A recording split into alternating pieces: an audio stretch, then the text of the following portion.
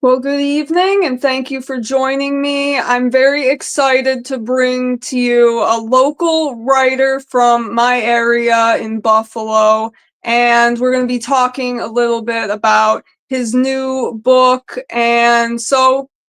I'm very excited to bring to the stage a man that I met at the comic shop recently. We just bumped into each other, chatted a little bit. He mentioned doing a comic book of his own. He gave me his business card, so I looked him up on Instagram and then decided to invite him on the show. He will be at the Buffalo Comic Con next weekend, and I will be stopping over by his booth. So you might see him in a video of mine very soon. So let's give a warm welcome to Jake, and we're going to talk about this thing of his, Cosa Nostra's Comrades. Yeah, no, I like how you said that thing of his. Yep. Did you do that on purpose? Oh, yeah, of course. That was awesome. Yeah, I'm big into mafia stuff. I've read a lot of books on it. I've watched just about all of the movies. So yeah, I'm familiar with the talk. That's So funny. If I ever have a biography, that's what I should call it. That thing of his. yeah, right. So how are you doing today? Doing pretty good. A little tired for a Sunday. I had to have an energy drink a little bit ago, so I don't know what was in the air or what, but I was a little tired. But I'm better now after that. So um, Yeah, I feel you. We've finally been getting some nice weather here in the Buffalo, Western New York area, so that's good. But yeah, I feel you. I was a little out of it today, but now that the camera's rolling, feeling good. This is my happy place right here. So, yeah, we're just gonna talk a little bit about kind of what got you into comics and sort of how that led you down the path to creating your own. So why don't you tell me, what got you into comics? Like, what were some of the stories you read that inspired you? I'd love to hear it. so I actually didn't get into comic books until 2019. I used to play Magic the Gathering. Mm-hmm. And I actually, for a real short time, but a friend of mine took me to the card store on Union Road. I don't know Okay. if you're familiar with the card store. I've They're heard also of it. they're also a comic book store, mainly a comic book store. But Mm-hmm. we would go there to buy cards. We went in, and I had never been in a comic book store before. I didn't know it was a comic book store. We went in, and I was just kind of I had never been in a place like that before, and I was Mm-hmm. like immediately like I was like, oh, like you literally I literally felt like a kid in a candy store. um, Yeah. I don't know what it was. There was kind of a vibe about it, and it kind of just sucked me right in. And we were there to buy cards, and I wanted to look at the comic books. um, Mm-hmm. Prior to that, the only this is kind of funny, the only interaction I ever had with comic books was actual like trade paperbacks that you would see at like Borders back in the day. They'd have like the graphic novel section. Mm-hmm. And you're talking back when I was like under the age of 10, and I would see these things, and I would be like a graphic novel, and I would open it up and I'd look at it, and I would like, these look like comic books. Why are they called a graphic novel? Aren't comic books thin and small? This is weird. And I remember thinking that I'd never really got into comics until Mm-hmm. 2019 when I went into that store. So we were there to buy Magic cards. My buddy was all about the cards, and I was like, forget that. I was like, I want to check out these comic books. So obviously, ironically enough, my comic book being about the mafia, there was actually a hardcover book there that was based off of it's a comic book called The Killer, based on a French assassin. It's actually a French comic book from a European company. It was so popular in France that they translated it into English, and then printed it here. I can't remember the name of the publisher. I think it starts with the letter A. Um, there's a lot of issues. I think there's like 5 volumes. I only have 2 volumes, and they're like the 2 first volumes are like as thick as a Bible. But uh, so so anyway, that was like my first exposure to it, and I kind of jumped right in. I started buying comic books. I went online and would I'd go to eBay and I'd look to find like sets of comic books, or I shouldn't say sets, whole series. And I Mm-hmm. would just Google things that looked interesting to me. And then if it looked interesting, I'd just buy the entire series and then read each individual issue and then tuck each individual issue away. And then after that, for a while, I didn't read anymore. I was just collecting comic books for the sake of their value. And that went on, and from 2019 until like 2020, right now, 2022. At the end of 2022, there's actually a local comic book creator, writer, and artist here in Buffalo. You probably heard of him, Kevin Delgado. He'll actually be at the the con next week as well. Cool. He made his own series called Tough Stuff. Oh yeah, yeah. My husband just read one of those books. I think it was like a one shot, and said it was a cat doing cocaine or something like that. Oh yeah, all types of crazy stuff. Mm-hmm. Kevin's great. Mm-hmm. I discovered Kevin, and him and I inadvertently kind of became friends. And at that point, like I said, I wasn't reading any books. I was just collecting them. After I found out who he was by going to a comic book store in Lancaster, I looked him up, started chatting with him. Real nice guy. And then I thought to myself, I can't draw. I would love to make a comic book. And I kind of thought to myself, if he can do it, so can I. And the fact that I knew I could write, because when I was younger, I actually used to rap. I don't rap anymore. Um, but I used to rap. I actually have music that's like on SoundCloud and stuff. That's like 14 or 15 years old. But I always used to write poetry and like my own quotes and stuff like that. Hated writing essays, almost failed English class every time, but I knew I could write. So I was like, if I can get someone to do this with me, I was like, I can do this. And even before I started thinking about having anybody do it with me, I had this idea in 2006, 2007. Have you ever heard of the movie Lord of War with Nicolas Cage? No. So he plays, I guess it's loosely based on a true story, but he plays a Ukrainian arms dealer. He lived in Little Odessa, which is in New York City, which is in Brooklyn, New York, Brooklyn. It's part of Brooklyn. A lot of Ukrainians and Russians live there, even to this day, to my understanding. And in the beginning of the movie, he was talking about how he saw like the Russian mafia perform hits in the neighborhood and stuff like that. And I just got this idea, and I was like, wouldn't it be cool if for some reason this was at first, a Russian hitman was for some reason working for the Italian mafia in New York City? I just thought that would be really cool. So what I did was I was like, I'm going to write a movie script.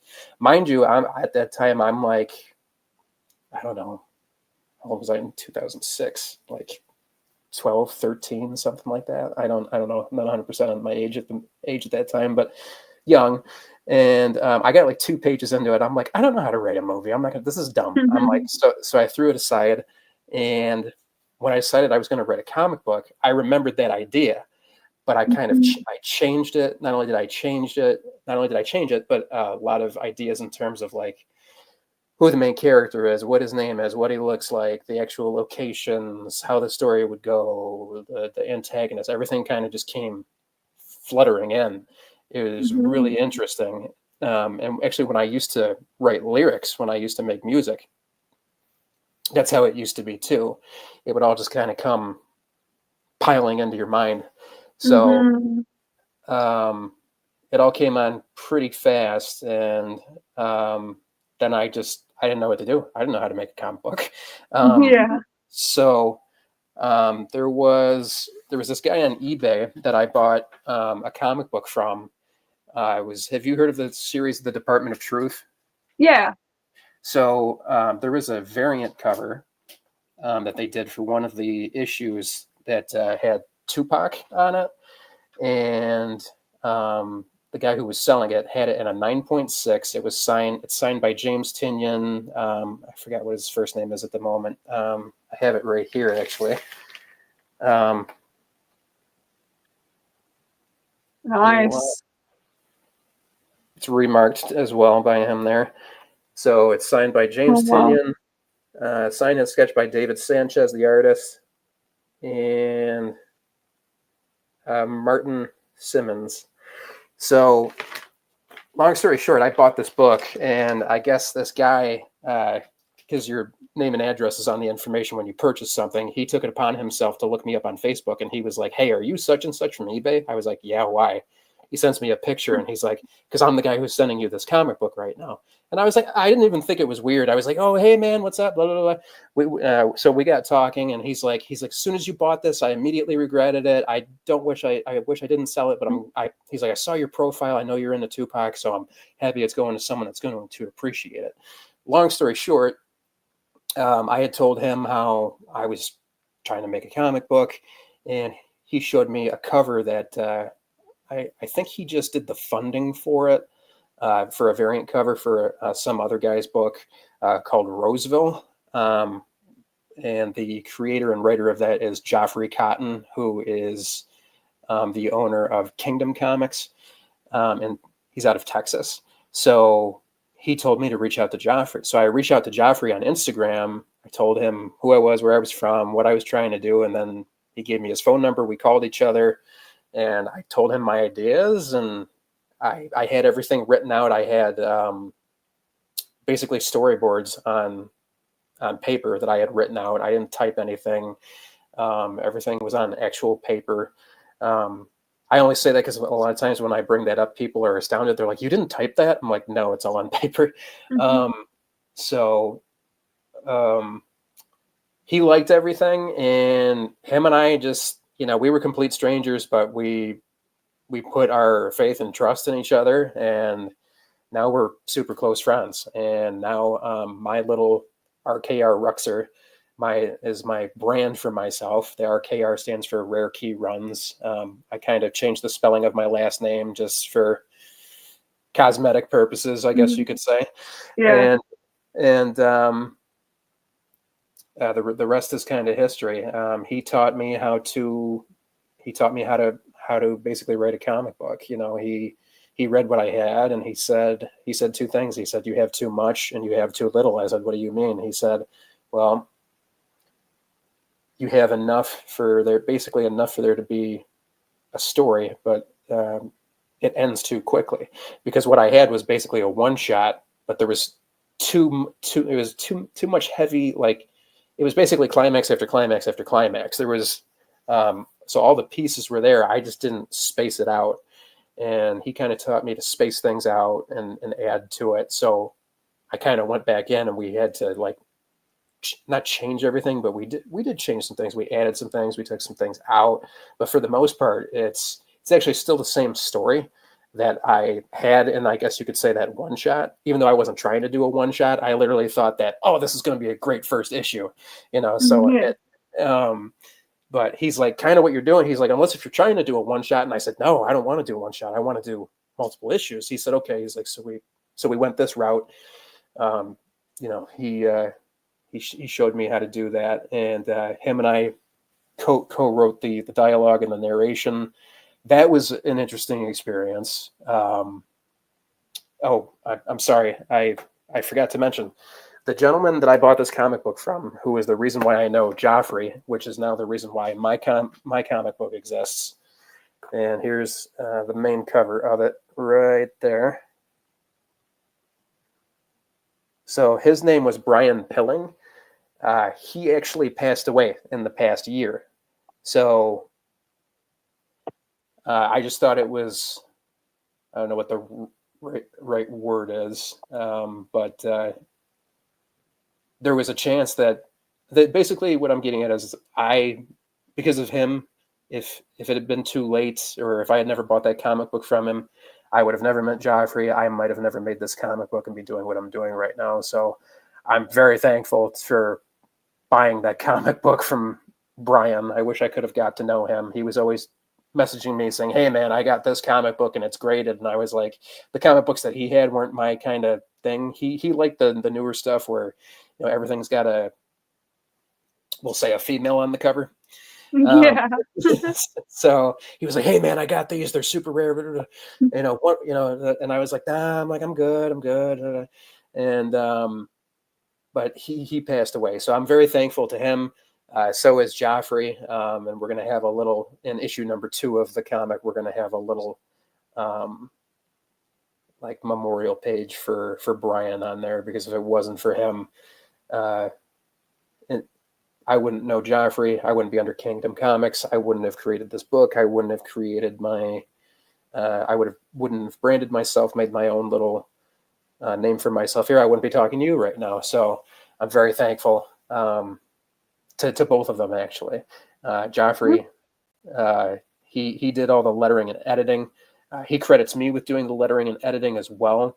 Um, he was kind in that regard, because he was actually the one pushing the buttons, because he's in Texas and I'm here in New York. So, and I didn't have anything technologically to be doing that. So anything that we did, he would send to me, and then I would, he'd basically take a picture of what he was had on paper, or what we decided was going to be on there. We were sending pictures back and forth, and then we're typing to each other, "No, it should say this," or then we're calling each other and saying, "No, it should say that." And I remember the one day, this is not an exaggeration, we spent 3 or 4 hours going back and forth over the narration and the dialogue of one singular page, just one page. To be fair, it would have taken a lot less time if we had called each other, but we did it all over text, sending pictures and then messaging each other. It was actually, looking back, it's actually kind of funny, because it's like, why the hell didn't we just both get on the phone? But Mhm. yeah, almost 4 hours going back and forth. And it's interesting how when you change what a character says on a page, how it affects the next thing that the other character says, or just the entire flow of it, or the narration. And it's like every time we change something, we had to go back and change something else. It's like, well, now that we have that, if we want to keep that, we got to change this. Do we want to change this too? Or so it was a lot of back and forth, and it was actually kind of fun. Joffrey has made 4 or 5 comic books of his own himself, and with other people as well. So I think only one other one, mainly with another writer. So this was really his first time doing anything with someone else. So don't get me wrong, we had our ups and downs. We fought like we were siblings sometimes. Like Mhm. we had some small falling outs here and there, but Mhm. even though he's all the way in Texas and we're all the way here in Buffalo, um, you know, if he needed something, or help or anything, if I could be there for him, he could be there for me. Same thing, drop of a hat. Mhm. We just have that type of relationship, and I'm thankful for all of it. Well, yeah, it's good to hear that you've had such a great team with you, and it's a shame to hear about your friend who passed on. But I'm glad that you were able to get this opportunity to put your book out. It looks like we have a couple questions from the chat for you. We have Bro Chris asking what the name of your comic book is, and I was about to drop the link in the chat if anyone is interested in oops, I put the wrong link in there. My bad, my bad. Hey Chris, I how's it thought going, man? So the book, sorry, I didn't mean to cut you off. here, So okay, I'm dropping the link to his book. So you can just ignore that last comment that I left. But if you are interested, there it is right there. So if you want to introduce. So the name of the book is Cosa Nostra's Comrade. For anyone who's, obviously I can tell just from how we started this earlier, you already know what that means. For anyone who doesn't know what Cosa Nostra means, it's Sicilian. It's Italian. Cosa Nostra means our thing. It's what the Italian American mafia referred to themselves as. It was their thing. So to have someone involved or part of their group that was not Italian, that didn't happen. Did they do business with other people, other groups? Yeah, 100%. Who wouldn't? But to be a made member in a family in the Italian American mafia, you had to be Italian, you had to be Sicilian. So hence Cosa Nostra, our thing. And then basically I'm a little all over the place right now. I'm sorry. So let me back up for a second. So the story is about a ex-Soviet special forces soldier, what's known as Spetsnaz. They're basically the equivalent of our Navy SEALs and Delta Force. Uh, so this character Andrei Dmitriev serves in the. This is actually something that actually did happen. So it's kind of historical fiction. He served in the Russian invasion of Afghanistan in 1979, and then for some reason he mysteriously ends up relocating to Brooklyn, New York. So goes from being in the middle of war as a special forces soldier for the Soviets in 1979 through the early 80s, and then in 1983, all of a sudden he's mysteriously in Brooklyn, New York. Certain circumstances put him in a position where something happens, and he inadvertently gets a job with the Italian-American mafia. So again, back to Cosa Nostra, the name of the book, Cosa Nostra's Comrade, Cosa Nostra being the Italian-American mafia, our thing. And then Comrade, if most people know, like especially during the Cold War, that word was thrown around a lot in movies and everything in popular culture. Comrade is a word that is very much used by Russians. So when I was thinking about what am I going to call this, I was like, well, the mafia is Cosa Nostra. Russians use the word comrade. Comrade is also another word for friend. So what is our character? He is a friend to the mafia. So Cosa Nostra's comrade. I was like, so simple yet so effective. So that's what I went with. And what was your initial question? I feel like I kind of digressed or went off target there. Oh, it's okay. No. We just had a friend in the chat asking the name of your book, and then I'm gonna pop this up real quick. We have a super chat from Steve, good friend of the channel, fellow New Yorker. He is from Syracuse, so it's always in here spreading the love. And we have another question for you from Matt Likes Comics. He is another friend of the channel, and he asked, who would you say you have modeled your writing style after? No one in particular. How it came out is how it came out. I didn't follow any specific guideline or whatever you want to call it, metric or style. Joffrey and I just went in together, and luckily he kind of did things the way he does things, because he's already made a few comics of his own. And you can actually see them and purchase some of them on his website. That's you put in the link. Yo, pop that up there on the screen. If anybody is interested, that link right there, I dropped it in the chat. You can check out his book. So we ironically ended up doing things kind of the same way. I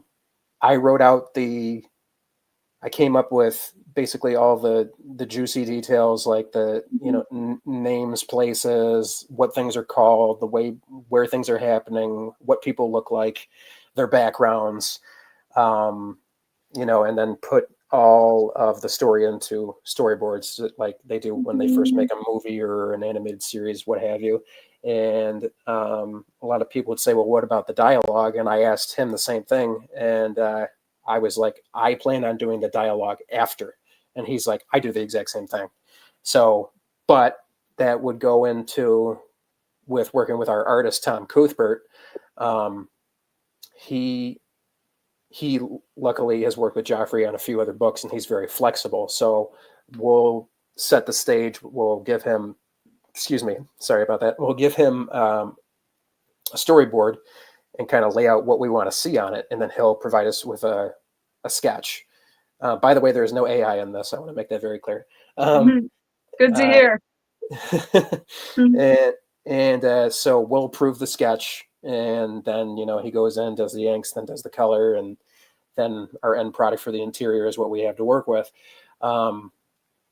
So doing it that way, sometimes you kind of shoot yourself in the foot, because then you don't have not necessarily enough room for narration boxes and speech bubbles, and then you got to do a little bit of maneuvering and maybe shortening what you're saying or in the narration boxes, or what you're saying in the dialogue.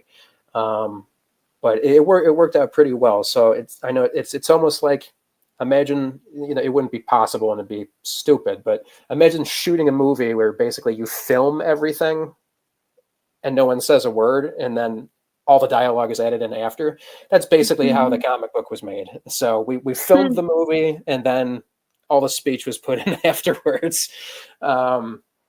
So yeah, so no particular writing style. I am going to be doing things a little bit differently this time around, doing some of the actual dialogue prior to having our artist put together sketches for what we actually want to see on the pages. So, so it's just something I wanted to do a little bit differently this next time around, because there's definitely going to be another issue and issue after that. And so one of the other interesting things is, if you guys go to kingdomcomics.com and you see some of Joffrey's books, you'll see that he is mainly a horror genre comic book writer. He actually has one of his comics called Awful Thoughts, which is a horror anthology comic book. So it's, little stories, little horror stories all in one book. He is going to be making a issue number 2 to that. And I had the honor of him asking me to write one of the stories. And this was months ago now, but when he asked me to write the story, I was very excited. And so I know you like horror, so I thought you would definitely be interested in that. But he asked me to write one of the stories, and I wrote it out in like 3 days. It was very, very, very drop of the hat. So he's working on, he has a series standalone story called Roseville that has an issue out now. He's working on issue number 2 as we speak. Kickstarter should be coming soon. I don't know how soon, but he's trying to get as much done as quickly as he can. This guy's always busy, always busy. So after he does that Kickstarter and then gets issue number 2 for his comic book Roseville out, him and I are going to discuss whether or not if he should do Awful Thoughts number 2 that features my story in his book, the second issue to his book, or if we should just jump right in and do issue number 2 of mine. He kind of seems like he's leaning towards doing issue number 2 of mine first, but I thought it would be kind of cool to, which I'm okay with, but I also thought it would be kind of interesting to, kind of throw my hat in the ring under another genre at the same time. So I was very flattered and very honored that he thought highly enough of me out of the gate to be like, hey, would you be interested in writing a story for my comic? I was like, really? and not only did I write it in 3 days, but I gave it to him, and he said, we're doing it. He's like, it's going to be in there. So, if anybody likes horror, go to kingdomcomics.com. And now if you are into gangster mafia type stuff, you can go there as well. Did you have any anything you wanted to, I don't know if you had a follow-up question. I'm sorry. Oh yeah. Actually, very, very interesting, because one of my questions, someone in the chat actually asked as well. Our friend Steve asked, I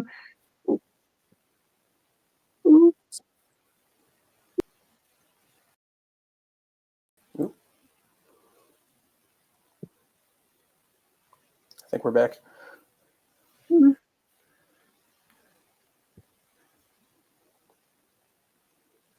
Can you hear me? We're good? Yeah, for some reason there's just a problem on my screen, but are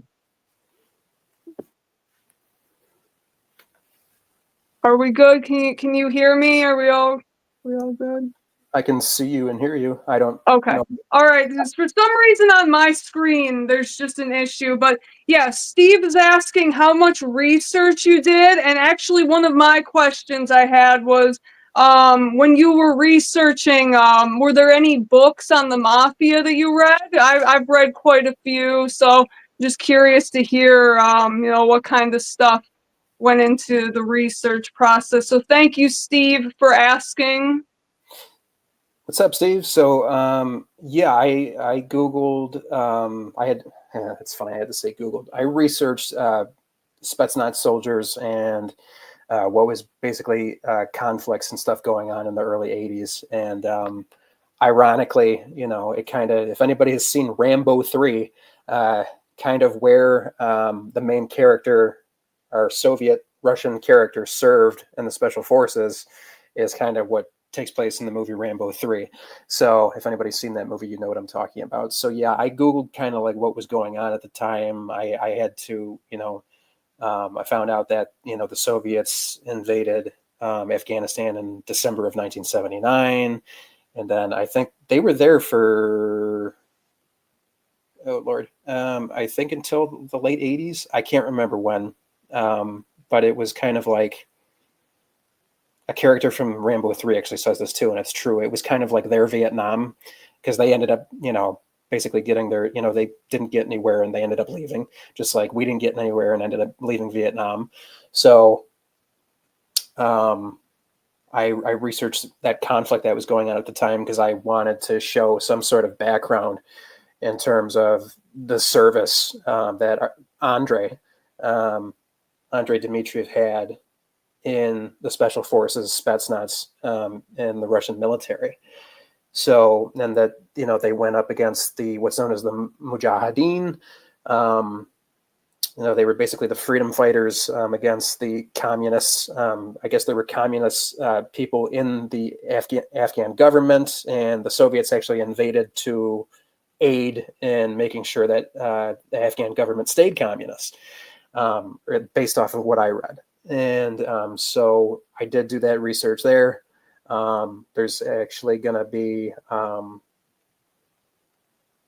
almost just gave away a spoiler that isn't in the first issue, so I'm going to stop on that. But yes, I did research on that.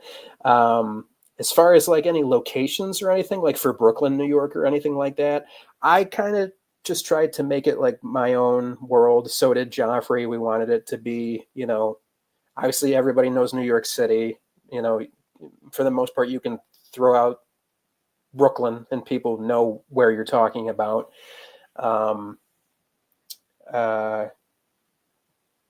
So like the places, streets, and locations, that's all original. That's not, and fictitious. That was all created by us. There are some nods. There's a lot of little homages to both some video games and some movies in the comic. If anybody can find, there's one that should be blatantly obvious, but there's one that it's kind of in your face, but it's not. I'll just say this: it involves a number. If anybody can figure out what that homage is and what video game the homage is to, I don't know what I'm going to do, but if someone finally figures that out and somehow lets me know, I want to do something special for them or see if they even pick up on it. So, but yeah, so I did the research for the background on Russian Spetsnaz. And again, I want to say more to that because I did do more research, but again, if I do that, I'm going to be spoiling issue number 2. Yeah. So I don't want to. You're all good. You're all good. But yeah, it seems like you know your stuff. You're establishing yourself. You have one issue out of one comic, and you're already being asked to, write guest stories. You seems like you have a strong backing behind you. You have publishers working with you. And I was actually going to ask you a little bit about the Kickstarting process. I saw that you funded this through Kickstarter. And yeah, it seems like you already had kind of a strong backing. You had some people with you in your corner that already kind of knew the process. But for me, as somebody who has never done this before, I'm very curious to hear from your end how that process went, how you guys sort of marketed yourself and got the name out there. I'd love to hear it. So the only Kickstarter I had ever done was for that again was like 15 years ago when I was still rapping, making music. Myself and a friend of mine, we made a Kickstarter to raise money so I could make an album. So that was my first experience with Kickstarter. That got fully funded. I didn't end up making the album. That's a story for another day. Okay. But not a negative one, but it didn't work out. So Joffrey had already done, I think he's got like 10 Kickstarters under his belt. So he ran the Kickstarter. Now he's not an artist, but he is a phenomenal designer. I don't know what software he uses. He doesn't have any degrees in like graphic design or anything like that. But if you go to the Kickstarter page, like anything you see that isn't like one of the covers of the comic book, Joffrey created the images. He created the images, the positioning, the fonts, the colors, the whole 9 yards. He's just the true definition of a creative mind, and he's a very fast talker. He has what I call a 10-track mind, meaning his brain is, you could be talking to him about something, but at the same time, his mind is also going in 10 different directions. So he can get off task easily, but the new track that he goes down is still related to your primary topic, but he can end up going down that track and then go to another track and go to another track. And then you gotta find a way to finally come back. But, but he just, everything just kind of comes together, and he has a very quick mind. And so I was lucky to be able to work with him because he created everything for the Kickstarter. He ran the Kickstarter. He did all the shipping. And because I was under his basically umbrella, I consider RKR Ruchser to be, we're saying an affiliate of Kingdom Comics, even though I'm a separate entity. I consider myself to be, I'm under his umbrella. So RKR Ruchser, you could say, is affiliated or part of Kingdom Comics, but Kingdom Comics is Joffrey's company. That's his company that he created, his publishing name, and that is him. But this is a team thing. I don't want to make this book with anybody else. If something was to happen to him, then I'd be making this thing moving forward by myself, and I just have to figure it out, all that extra stuff, which next time around, him and I are going to be doing things a little bit more in unison, and I'm going to be doing things in terms of lettering and editing actually on the computer myself. So it'll just some things to kind of take some stuff off of his shoulders, because he did a lot to make this book happen technologically and design wise. So I wanted to be able to kind of take that burden off of him. But as far as the Kickstarter, we were lucky enough to get backed. We actually had some people drop off last minute. We had almost like $800 more that was supposed to have gone through. And then when it ended, it was like decline. Some people's, whatever, the money didn't go through, which was a little unfortunate, but we still reached our goal.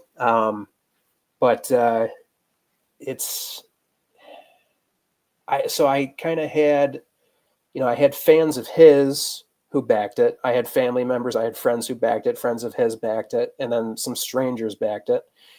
I had the privilege, I should say, of having some of his fans and family back it because it was under his name. So there's that. And then I had to try to bring people in, sharing this, doing this on Facebook, that. I didn't have an Instagram account until I think a little bit over a year ago. I said I would never have one. I have a Twitter. I don't really use Twitter, but I have a Twitter account. And just tried to, share it around as much as possible. I even would message people on Facebook. I probably annoyed the crap out of a lot of people, to be completely honest with you, but I didn't care. I'm like, I want people to know. And I wasn't going to sit there and do nothing. So it got backed, and that's where I was going with this. So the money from the Kickstarter primarily only paid for the rewards and the shipping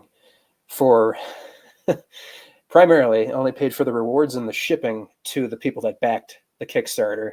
And then a very, very tiny portion of the money went towards the actual cost of the physical books themselves. So there really wasn't actually, believe it or not, a lot of money to actually buy physical copies of the comic to have in order to sell them. And the majority of we both ended up having to put in our own money personally to buy some of the copies of the book, and also I paid for all the art for this. The Kickstarter did none of that. I spent a lot of money, more than what the Kickstarter raised, to pay for all the art for the comic book. Joffrey actually, my favorite. This is, well, arguably one of my favorite covers. We did a metal cover based off. It was his idea. He surprised me with it. We had an artist named Nathan Lawson do this cover. He actually just made it in his first comic book called Nullified. So you guys can check that out. You can look that up on Kickstarter. Joffrey knew him and asked him to do a cover. He said he wanted him to do an homage cover to a video game, and it was to Metal Gear Solid, specifically Metal Gear Solid 2 Sons of Liberty. So, and Joffrey surprised me with it, and he's like, hey, I got a surprise with you. We're doing a video game homage cover. I paid for it. Da, da, da, don't worry about it. And so I don't know how well you guys can see that, but if you go to my Instagram, you can check it out. There's a lot of glare there. That didn't help too much either, did it? Well, anyway, there only 25 of them exist. And I only have one left, and it's mine. But we are going to get paper copies of that cover. So if someone still wants that cover, I know I'd like to have my own paper cover of it too. Call me crazy. So at some point, people will be able to purchase that cover. It just won't be made out of metal. You unfortunately either had to be at Kingpin Comics and Gaming on back on May 3rd, or you had to back the Kickstarter. But I think 9 people got a book, a metal cover from the Kickstarter, and then I got like 8 copies, and then Joffrey got 9, something like that. But they sold, and they sold. Yeah, I was at Kingpin Comics on May 3rd. You remember seeing me walking around? No, yeah. I actually didn't see you. I watched your video. I'm like, she was there. Oh. And then you were like, yeah, there's some local creators here. And then I was talking to someone. You walk, the camera goes by, and I'm like, that's me. I'm like, so. Yeah, you were telling me that you originally found my channel from Kingpin sharing out one of the videos I did there. And yeah, then before you and I ran into each other at Queen City, I found your channel because Kingpin shared your YouTube video. And I was like, this girl's at Kingpin Comics. So I watched the video, and I'm like, I wonder if she's local, whatever. I followed you, and then when I saw you, you looked familiar, but the connection, my brain didn't make the connection. Yeah. And then you told me that, and I came home, and I was like, holy crap. I'm like, that's her. And so I thought that was very interesting. I was like, so we had already met, and we didn't even know it. Yeah, I'm a little bummed I missed out on one of those covers, but I got there kind of late, so it probably would have sold out by the time I got there. It did. When you walked by, the person in that video that was talking to me was actually one of my older cousins, Chris. He bought the last copy of the metal cover. And so literally in that moment, I did like a 4-shop, like insane back to back day. So by the time I made it to Kingpin, because that was kind of on the way home, I was just kind of tired at that point. So I like wasn't stopping and talking to people like I should have been. But this time around at the Buffalo Comic Con, we will be making up for that for sure. Hey, I know how that feels when you're tired and you want to go home, you want to go home. So yeah, I also so one of the things that I'm sure you probably know Marvel does is, they like to do the hip hop homage covers with Mhm. comic books. So we did that with mine. Um, Actually, with one of Joffrey's comic Awful Thoughts, he did a homage to a DMX cover. I did an homage cover to Tupac "Me Against the World." Hit that album. It's actually Mhm. this one. If any of you guys are not familiar with Tupac and rap music, if you Google "Me Against the World," this is that album cover.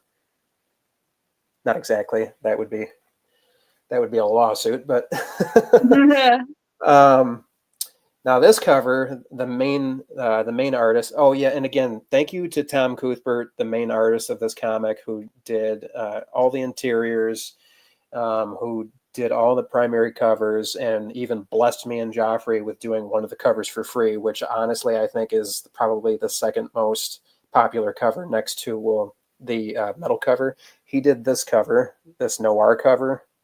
Oh yeah, I like that one. He did this one for free. So thank you, Oh, cool. Tom, if you're watching. Tom doesn't like the spotlight, so I'll kind of leave it at that.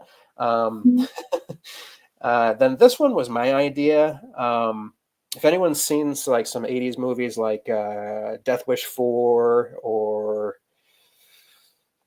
I'm drawing a blank right now, but the Mini Ruger 14 is a very specific rifle that was used a lot in a lot of '80s movies and in the video game Grand Theft Auto Vice City. There's one of the homages right there. Not really, but I thought it would. Now, Andre, our main character, is not only is he special forces, but he's primarily a sniper. So I wanted to, and you'll see that by reading the comic as well. But I wanted to have a cover with him with a rifle, and I was like, well, it should be a Mini Ruger 14 because that seemed to be like the rifle of the '80s in pop culture. So if anyone knows, that dark red, that crimson red color is associated with the Russians and, being communist Soviet and all that.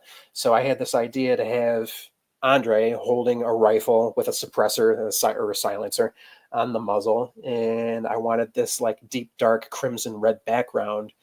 But so Tom was like, okay, and he did the cover. Not only did he do the cover, he didn't draw it. He actually painted it. So this cover is actually a painting, and there was a lot of open space. So what he initially did was he drew 3 equally solid white lines down the side, and because Andre's what do we want to say here? I don't want to say uniform. What's the word I'm looking for? His cape, his superhero outfit is kind of an Adidas tracksuit.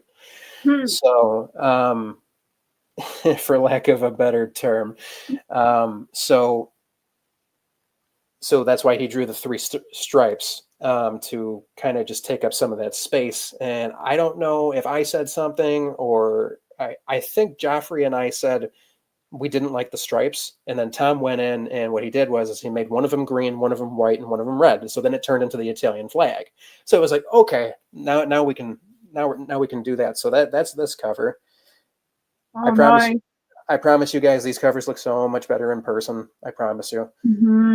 Yeah, Uh, well, I'll make sure to get a nice close up of them at your booth next week. But yeah, I really like that one. so that's Very that's cool. all that's all the that's all the covers. And then Ed Castro, who is an artist that had a table at Kingpin, I asked him to do. He does art cards a lot. I had him do an art card for me. You probably saw this on Instagram. I told Okay, him, yeah, yeah, I had him do that. So thank you, Ed. very cool. So yeah, I know that was a long-winded went from Oh, Kickstarter to the you're cover. okay. No, this is what people like to see. They're loving it. So I just wanted to ask, one more question to kind of close things out. And then it looks like people in the chat might have a couple more questions for you. And then I'll let you be on your way. It is going on an hour. So I just wanted to ask, when can we expect issue 2? And do you have any other projects you're working on outside of this one? So I've started putting things together for issue number 2, and then like I had mentioned, Joffrey is currently working on issue number 2 to one of his comic book series. And then after he's done with that, we're either going to jump right into issue number 2 of my book, or he's going to jump into issue number 2 of his other book. So it could be a year, it could be a year and a half, it could be 2 years. I'm hoping it's less than that, depending on how things go. So I would say 2 years at the max. I'm hoping it doesn't take that long, but at least in between, if it takes 2 years, you'll have my short story and then my first credit as a writer in a horror comic book. So that'll be interesting. So I'm mainly working on putting together things for issue number 2 of my book, Cosa, Nostra's Comrade. And then that's really mainly what I'm working on right now. And then just kind of talking to fine people like you in the comic book community, and meeting new people, making new relationships and stuff like that. I think that's very important. I think it's not done as often as it should be, especially with how things are today. So I appreciate you allowing me to be on your show. I'm very very gracious to you for that. I was very much looking forward to this, and absolutely, yeah. So if anybody wants to, or if you want to fire away with any other questions, or if anybody else has any. Yeah, well, again, thank you so much for being here. I really appreciate it. I love getting to chat with different people in the community, and I'm always interested to hear the different sides of comic books. And you don't always hear about the creation process, so really interesting to hear that from you, and I appreciate very much having you on. And I'd love to have you on again sometime soon. Maybe we could do a little bit more of a chill kind of stream, less structured, but we just have a couple more questions from the chat, and then I will let you be on your way. So we have Bro Chris, who asked, what is your favorite DC characters? DC heroes, particularly. Well, thanks for saying about the Marvel hat. So it would have to be Batman. When I was a little kid, I watched the Batman cartoon.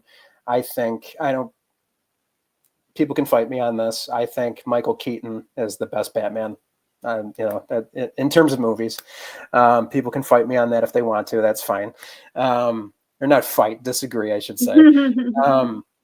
But so it would have to be Batman. And I'll be even more transparent. I don't read any DC books. Mainly everything I read is independent. Image, Image Titan, AWA, IDW, Boom, Vault. They're a new one. Drawing a blank here. There's some other ones I can't think of off the top of my head, but yeah, as far as like Marvel comics and DC comics, I actually really don't read any of them. Okay. Fair enough. I mean, everyone has their taste. If you are interested in checking out some DC comics, I talk about a lot of really cool ones on my channel, but everyone has their taste, and I think it's good. It's good to have more independent comics get a little bit of love. So I don't think it's because I don't like any of their comics. I think it's because I just haven't found a comic that they've done that they already have that I would definitely be interested in, because I'm sure there's a series or more or 2 or 3 out there that they have that I would like. There's even some Marvel comics that I have that I haven't, I'll be honest with you, I haven't read. I have so many comics. I get it. That's kind of how I am with Marvel, because I'm primarily a DC person, and I'm sure there are some Marvel characters and stories that I could get into, but there just hasn't been anything I've heard of yet that's really drawn me in like some of the stuff from DC. And since you said that this isn't something you grew up with, so you don't have like sort of attachments to the characters like the Marvel and DC outside of, like you mentioned, Batman and the Michael Keaton movies. And we also, I have to put this up because I thought this was funny. Matt said Adam West did a movie as Batman, so I will fight you, pal. Yeah, he also love Matt. he also Right. did the TV series. Yeah, I love Adam West Batman. And I believe Burgess Meredith, who plays Mickey in the Rocky movies, was the Penguin, and Cesar Romero was the Joker, I Yeah, believe. Burgess Meredith was the Penguin. Yeah, Cesar Romero's the Joker. Julie Newmar, first Catwoman. There were Eartha Kitt was Catwoman at one point. I hope, Matt, I hope you're still watching. I was trying to be a little sarcastic there. I'm like, you didn't get me on that one. Yeah, we actually have another question from Matt, and you just kind of answered it a little bit. What comics do you collect? But are there any particular stories you're reading right now? Yeah, quite a few actually. So as far as what I collect, when I got into collecting, I would look, like I said, I would look for things that had, a relatively decent worth. I know a lot of people don't like to grade comics. I do, and I don't. I've had comics graded myself. I've had other people do it for me. That's it's a whole separate thing. But when I started collecting comic books that were based on video games, that's a Oh big yeah, that's a big thing. yeah. And movie. You sent me some of your Mortal Kombat ones that you Yeah, had. yeah. So Mhm. I've got a stack probably that, I don't know, probably like a foot high. That's nothing but bagged and boarded comic books that are all based on video games, and some video games vice versa. Like I have the entire series of Tomb Raider, the Tomb Raider Image Top Cow series.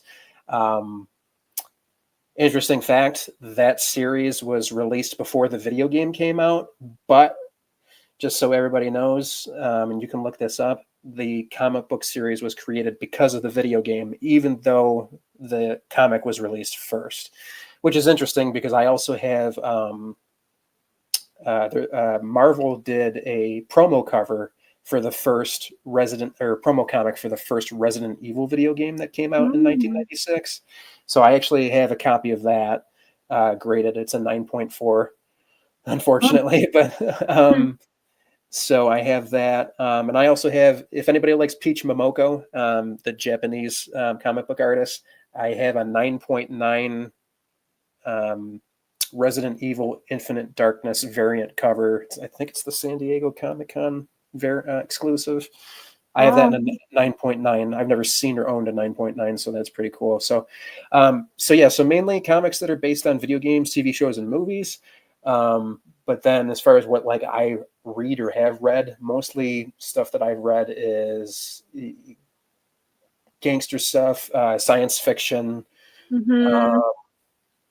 Like just I mentioned Tomb Raider. I read that entire series. IDW actually did a comic book series of Scarface, just based off of the movie with Al Pacino. I have that. Mhm. I have that entire series. Read the entire series. What I'm reading right now, the series is over, but I haven't finished it. I actually have a stack of comics that I'm behind on reading. I'm reading. Yeah, don't we all? Do you too? Yeah. Do you? Yeah. Oh my! If you saw my my graphic novel shelf, there's a lot on those on there that I need to crack open and Oh, read. really? Oh, okay. So, all right. I'm glad I'm not the only one. I was I mean, feeling I a little. have read a lot of them, but there are also quite a few that are in the to be read. In the to be read section. Uh, so I'm reading The Deviant, which is about a serial killer. That's from Image, written by James Tynion.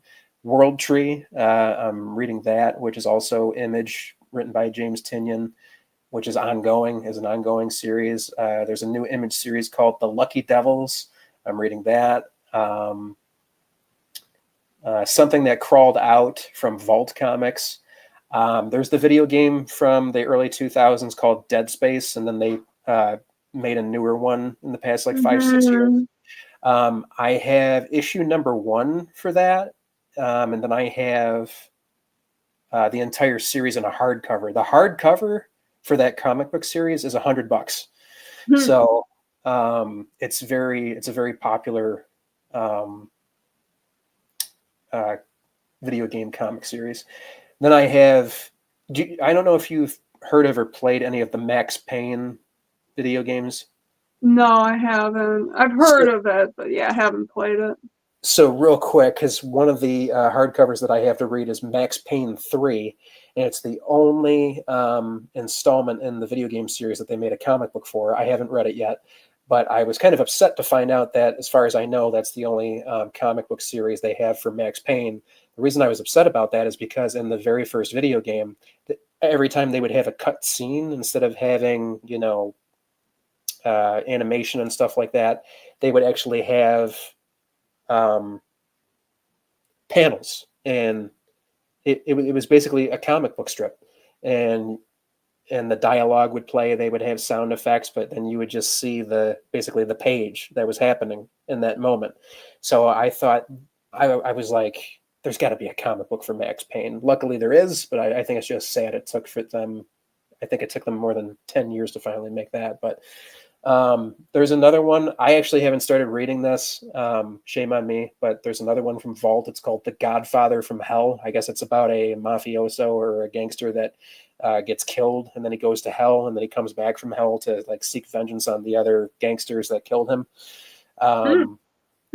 Interesting. Then The Department of Truth, I hear, is fantastic. I read like the first 3 issues um, years ago, because it's been going on for a while now. I got to get back into it because a friend of mine, Kevin Delgado, who I mentioned, he did an exclusive for it, which was an exclusive cover for it, which was awesome. And people just talk about how great the story is. And I got to give it another chance. So I'm going to try to jump back into that. And I think they're already on 20 something issues of that. So I got a lot of catching up to do. And then, Kevin's comic, Tough Stuff. He actually has a Kickstarter going on right now for the next installment of that. This will be his he's got Tough Stuff, Toughening Part 1, Part 2, Rehab. This is like his 5th or 6th installment, I think, in his series. Oh, okay. And he's got a Kickstarter going on right now, and I think he's already over his funding goal. Wow. So he's doing well. So I'm actually in the last installment of his book, Tough Stuff: The Toughening Part 2, because of the reward option that I did for backing the Kickstarter, he actually drew me into his. I'm a character in his the last issue of his comic. Oh, I'm one of the news reporters. wow, So very cool. so that's pretty much what I'm reading. If you didn't notice, I actually did have. I had a feeling you might ask me what I have read, what I'm currently reading, and any artists that I like. So I actually had that prepared to my side here. Awesome. I'm Yeah, like, with my shows, like I try to prepare things a little bit, but most of the time we're just kind of going with the flow, going with how the chat goes. So I figured we'd pretty much get everywhere through your comic, through what you collect. And yeah, if you're really into stuff about like mob stories, you probably like to read a lot of Batman. Actually, there's a lot of Batman stuff that like involves organized crime, and like some of like the more underground stuff. Like, I mean, you got the Long Halloween, that's probably the big one that kind of involves like a crime family. I'm not sure if you've read that one. I know you said you haven't read much DC, but no, yeah, definitely. If you're going to read a Batman comic, for you, I'd recommend starting with the Long Halloween.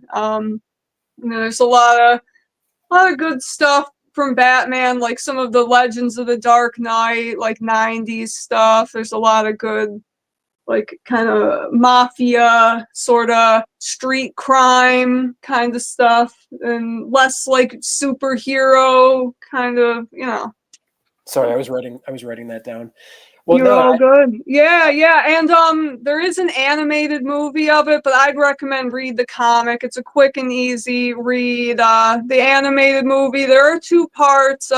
First part's okay. The second part, they changed some stuff. can It's you not watch it? bad, but so if you Can you? really want to just get the story and you don't want to do all the reading. But I mean, it's so easy to find that in trade paperback. So Is yeah, it like highly recommend it.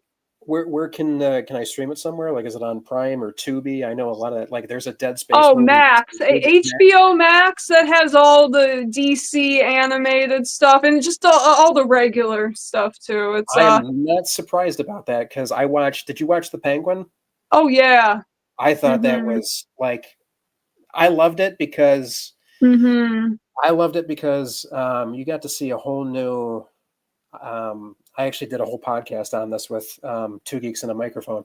Um, Mhm. you got to see the organized crime of Gotham, and it was like Batman wasn't even a thing. I thought that was kind of cool, Mhm. But then I was like, yeah, I kept thinking to myself, are they going to bring Batman into this? They're probably going to have to, you know what I mean? So I don't. Did you watch the whole first season? Mhm. I'm Yeah. curious. I'm curious to see. Some people think that they're not going to make a season 2 and they're just going to leave it at that ending, which would work. But at the same time, now with what I'm not going to say anymore because I don't want to spoil it for anybody. But Yeah. Well, we can assume it will lead into the next Batman movie, and then possibly we'll go from there. But actually, the Penguin show and the Batman in just that whole Matt Reeves Batman universe is heavily inspired by The Long Halloween. The character Sophia Falcone, she actually came from The Long Halloween. That was where she made her first and I think only appearance. Just that one and the sequel, Dark Victory. Those were the stories that she was a part of. So yeah, that universe is very inspired by The Long Halloween. So if you dig what they're doing, yeah, I definitely recommend checking that out. Look into Batman, Legends of the Dark Knight. I have some videos on my channel with like some, reading recommendations, stuff like that. But if you're curious, if you want to know more, my messages are always open, and I love talking comics. So, oh yeah, no, I could. I could talk about this stuff forever. I've been a little mhm, bit out of the loop with it because like I used to know like a lot of the stuff that I had prepared beforehand that I thought you might ask me is stuff that I used to be able to like just spout off the top of my head. What, mhm. let me tell you, once you make your own comic book, your brain kind of just goes somewhere I else. kind of get that way with making videos. Like it's just there's always something. Well, So yeah. it's kind of like what happened with Magic the Gathering. I don't play Magic anymore. I discovered comic Mhm. books and I was like, bye bye, Magic. I actually sold my entire collection to go buy comic books at Kingpin. Wow. So, um, yeah, It worked out, I guess. yeah, it did. Yeah, I bought a lot of comics Mhm. from Justin when he first opened. Yeah. He had But a lot of. you actually kind of inspired me because you mentioned going to the card store, and that's a place I haven't been to yet. So maybe that might be where one of my next videos is.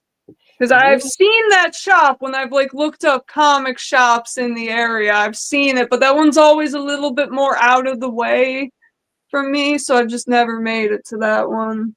Oh yeah, it definitely I'm in Williamsville and it feels out of the way for me. And Mhm. and I'm closer to it than you are.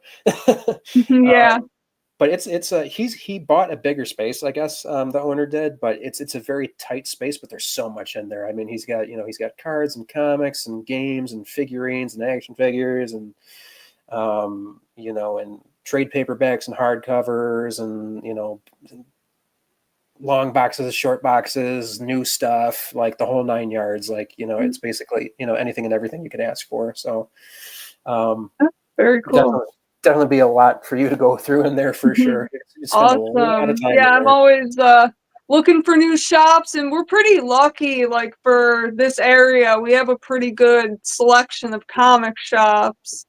Plus, we have Canada super close, and they have a bunch over there too.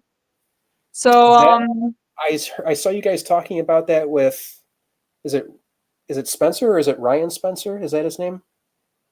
Am I the your friend who was talking about coming from Syracuse to go to Canada with you guys the other night? oh, Steve, yeah, Steve, I'm Steve. sorry, Steve. That's My bad, okay. Steve. If you're still watching, because I saw you guys talking about that, and I was like, Mhm. I never thought about. going over the border to check that out. I feel like, because I know that there's like one really large store that's like right over the border or something. Oh, maybe it's Freak Show Comics. I went to one. I went to one in one of my videos. It was a video where I went to Kingpin first, and then I went to Freak Show over in Canada. And if you're into like horror, it's over in Niagara Falls, Ontario. If you're into horror, the whole shop has kind of like a horror sort of metal vibe. It's really cool. Oh yeah, okay, I remember that video. Mm-hmm. Yeah, it was a good shop. So yeah, and there are quite a few. I want to check out more for sure. It's a lot to keep me busy, but I wanted to ask you, have you ever had a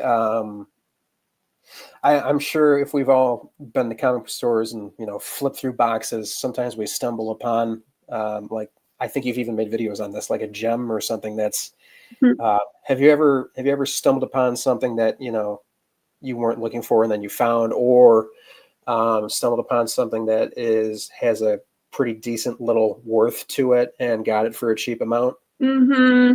Yeah. Yeah, let's see. I think I actually have it out because I was just showing it on another live stream, but I don't know if you know what this book is right here. Is it This Teen Titans? this is the first time that the Teen Titans were actually named the Teen Titans, and it's the first appearance of Donna Troy, Wonder Girl, who's right there.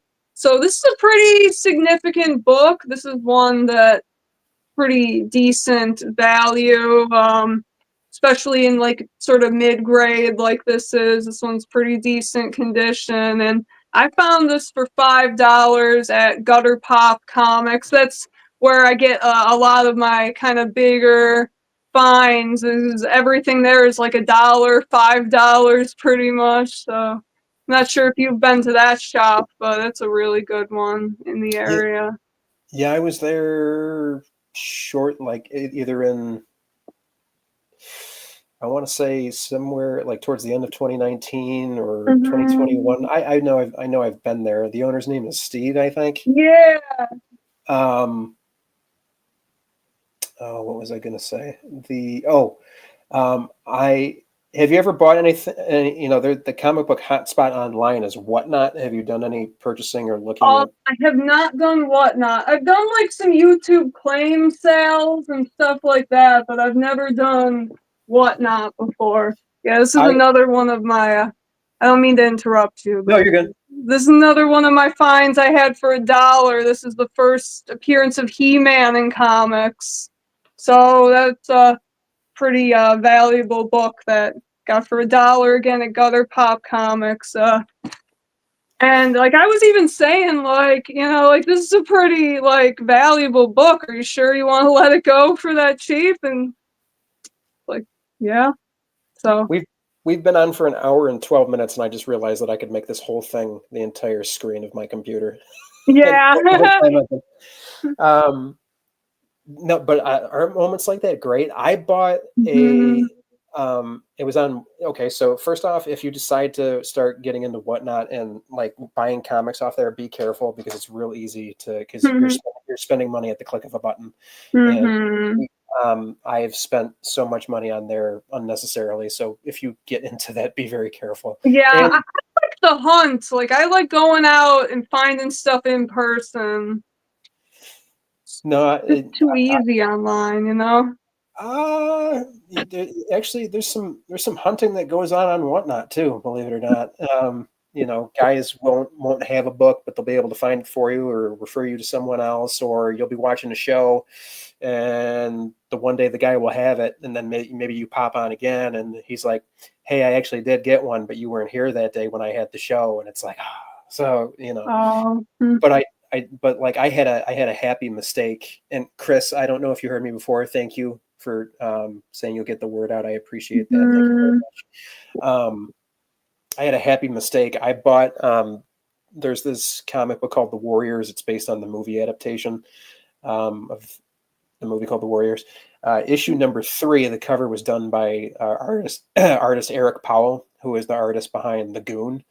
I just really love his art, and this person was selling issue number 3 for $3, and there weren't a lot of people in the show in the room, and I was like, well, it's Eric Powell, and that's a really cool cover, so I bought it.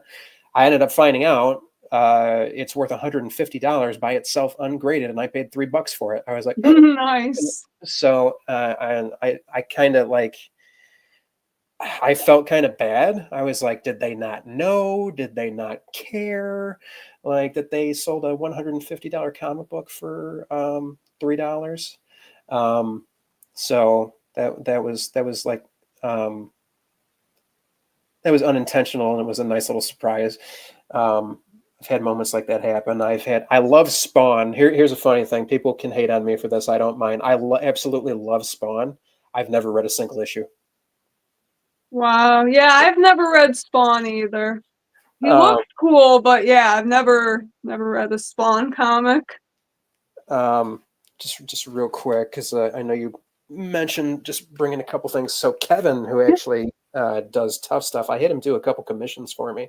So I don't know if you've ever seen the Spawn movie, but that is... I have not, actually. So if you Google the Spawn movie, that is literally John Leguizamo, the actor, how he looks. It's exactly how he looks in the movie, and this is a drawing. Yeah, I think I've seen that before. Very cool. And then, because I'm a huge Tupac fan, are you familiar with Tupac or not? Not really, or I know enough. You know enough. Okay, so there's the last picture of him alive was when he was in the BMW in Las Vegas with Suge Knight. So I had Kevin draw me a Tupac Spawn homage cover. So the Clown Violator. Wow. So the Clown Violator is Suge Knight, and then Spawn is Tupac. This is actually a wraparound. Okay, very nice. I'm not holding you up, am I? No, you're fine. Take your time. So, yeah, Kevin did all of that. Yeah, I am listening to you. I'm just looking at my computer because I get a better view of the stuff over here. So, and that's cool. That symbol is actually on the back of Tupac's Machiavelli album. It's also this tattoo. Oh, okay. So yeah, wow. I'm definitely a diehard fan. So yeah, I don't have any cool custom pieces like that, but yeah, it might be something I have to look into. Getting someone to do like a commission for me, that'd be cool because it's really neat. I really like having a collection that kind of reflects my personality, and it seems like you're kind of the same way. Like I really like having stuff from movies and games. So, yeah. If you're ever looking, like that's why I sent you those, because you know, if you're ever looking for like anything from a specific video game or something like that for a comic, let me know, because I might have it. There was even I can't remember what they were. There was 2 or 3 comics that you were flipping through in one of your videos. And I saw you flip by them. It was the one that was like the garage sale, I think. Oh, okay, yeah. There was 2 or 3 books that I saw you flip by, and I'm like, why did she flip by them? Because I swear there was 2 or 3 books that were like $50+, and I think the bin was like $5 or $10, and I'm like, go back. Are you talking about like some of those horror books? Is that what you? The horror books, there was a couple, there was 1 or 2 Simpson comic books too. Yeah, that's the thing. Is like you know, when I'm flipping through, you know, like I'll pull stuff up and I'll show when I think it's cool. But like in my situation, like I would rather leave those good deals for somebody else who's gonna appreciate it more than me. You know, like.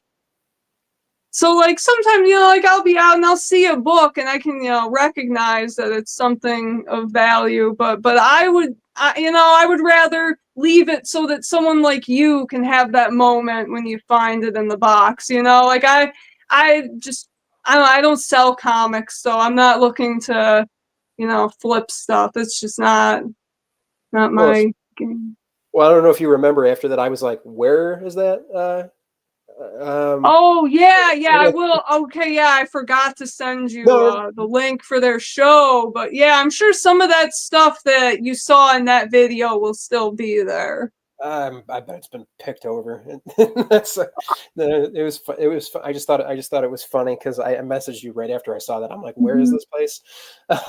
I think you did. I think you did send me the address. You told me when they were doing it again or something like Yeah, that. yeah, October. It's not. Oh They're yeah, not yeah. doing the garage sale. They're doing. It's the same guy, and he's hosting a bigger show. But I'm sure, he'll have some of the inventory. You could probably ask if there are any particular books. It seems like he has a lot of inventory, just kind of chilling in the back. So, I um, haven't I haven't really been collecting in over a year. I've just been buying the new issues for the series that I'm reading. mhm, So if I'm somewhere and I see something, then I'll get it. But I stopped going on Whatnot. I had packages coming like mhm. daily of just comic here, comic there. So yeah, I had to stop doing it because I get it. Yeah. it can become a financial strain. So be careful. Mhm, If any of you guys are watching and you're not using Whatnot, be careful. Also, I mhm, encourage you to use Whatnot because there's a lot of independent creators on there that sell their stuff. So, mhm. um, so, but yeah, Yeah, it's all of our responsibilities to practice restraint, and that's a lot of the reason why I don't really do online stuff. I like going out and finding stuff in the shop, and that's also because I'm kind of limited to what that shop has, like I can't just go too overboard. I mean, sometimes I do. I'm pretty good at finding the good stuff that I'm well, looking for. that's what I used to do before I discovered Whatnot, Mhm. and I would go and I'd flip through the boxes, and when you have that like that aha moment where you're flipping through and you find something, you're like, "This is in here," or Mhm. and it's completely out of place or something like Mhm. that. Um, I haven't had a moment like that, and I can't tell you over a year. So no, Mhm. that's definitely Yeah, like I've part. been going through that collection at Queen City, and oh, there's so much I would love to get, but it's such a huge collection. I can't possibly get everything, and there are a lot of very complete runs, and so I don't want to feel bad picking out certain issues and leaving holes in the run, so it's but it's been cool. It's been really cool. But I could go crazy with that. Like if I had unlimited money, it'd be over. But I do not have unlimited money, so have to be a little more choosy these days. And I'm pretty particular right now about just kind of sticking to certain runs and characters, and I'll probably branch out eventually. But right now, my main focus is just adding to my Batman collection. That's where I'm at right now. Well, that was actually one of the things that drew me in the comics because Mhm. I discovered this world where everything wasn't a superhero. Um, Mhm. so once I realized that, I became more interested because there's a stereotype in comic books that if it's a comic book, it has to do with a superhero. Yeah. So when it got around to my family that I was making a comic book, I remember my my aunt, my father's sister. She's like, "So I heard you're making a comic book. What Mhm. superpower does your character have?" And I said, "He Mhm. doesn't." She's like, "What do you mean?" I said, "It's about the mafia." And she goes, "Oh." like Mhm. so there's definitely that stereotype, and it's like I said, Mhm. it drew me that drew me in, because for a long time growing up, like I said, I didn't really have anything to do with comics. Everything that I saw, everything that you Mhm. see, it was a superhero. I have nothing against that. I have nothing against that. I don't want anybody to think I'm hating on superhero books. I'm wearing a Marvel hat. I have Avenger comic Right. books, don't I have Amazing Spider-Man comic books, like I have, so I'm not hating on that by any means, but there's definitely that stereotype, and Mhm. it kind of made me feel more at home with comics, that it's like, oh, a comic book can be anything, okay, Cool. Mhm.